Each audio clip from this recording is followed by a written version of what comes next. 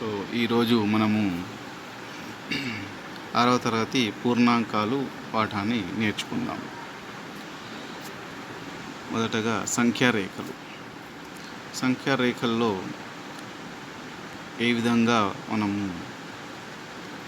అంకెలను గుర్తిస్తాము, అదేవిధంగా సంఖ్యారేఖపై ఏ విధంగా కూడికలను చేస్తాము. ఈ పాఠంలోని అభ్యాసం 2.1లో మొదటి ప్రాబ్లం, క్రింది వాక్యాలలో ఏవి సత్యము ఏవి అసత్యము, సత్యమైతే ట్రూ టీ అని, అసత్యమైతే ఫాల్స్ ఎఫ్ అని వాక్యాలను రాయాలి. మొదటగా పూర్వ సంఖ్యలోని ఒక సహజ సంఖ్య కలదు. ఇది నిజం, ట్రూ. 0 కనిష్ట పూర్ణాంకం, ఎస్ కరెక్ట్, ఇది ట్రూ.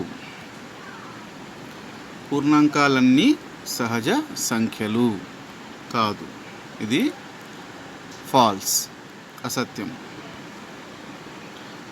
సంఖ్యారేఖపై కుడివైపున గల పూర్ణాంకము దానికి ఎడమవైపున గల పూర్ణాంకం కన్నా పెద్దది. అవును, సత్యం, ట్రూ. 5వది, సంఖ్యారేఖపై ఎడమవైపున గల పూర్ణాంకం దానికి కుడివైపున గల పూర్ణాంకం కన్నా పెద్దది. ఇది అసత్యం, ఫాల్స్. 6వది, సంఖ్యారేఖపై కనిష్ట పూర్ణాంకాన్ని సూచించలేము. ఇది అసత్యం. 7వది, సంఖ్యారేఖపై గరిష్ట పూర్ణాంకాన్ని చూపగలము. ఇది కూడా అసత్యము, ఫాల్స్. ఇప్పుడు సంఖ్యారేఖ పైన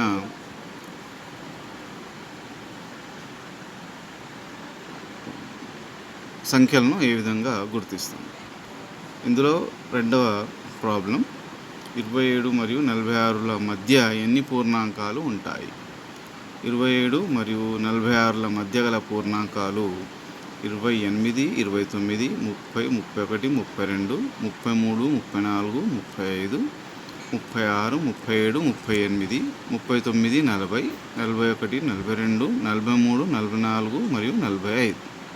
మొత్తం 18 పూర్ణాంకాలు ఉంటాయి. మూడవ ప్రాబ్లం, సంఖ్యారేఖను ఉపయోగించి కింది వాటిని కనుగొనండి. మొదటగా సంఖ్యారేఖపై పూర్ణాంకాల కూడిక 6 + 7 + 7. దీన్ని సంఖ్యారేఖపై ఏ విధంగా చేయాలి? ముందు 6 + 7 + 7 మొత్తం మనకెంత? 20 అవుతుంది. అంటే మొదటగా 6 అంకెలను 1 నుంచి 6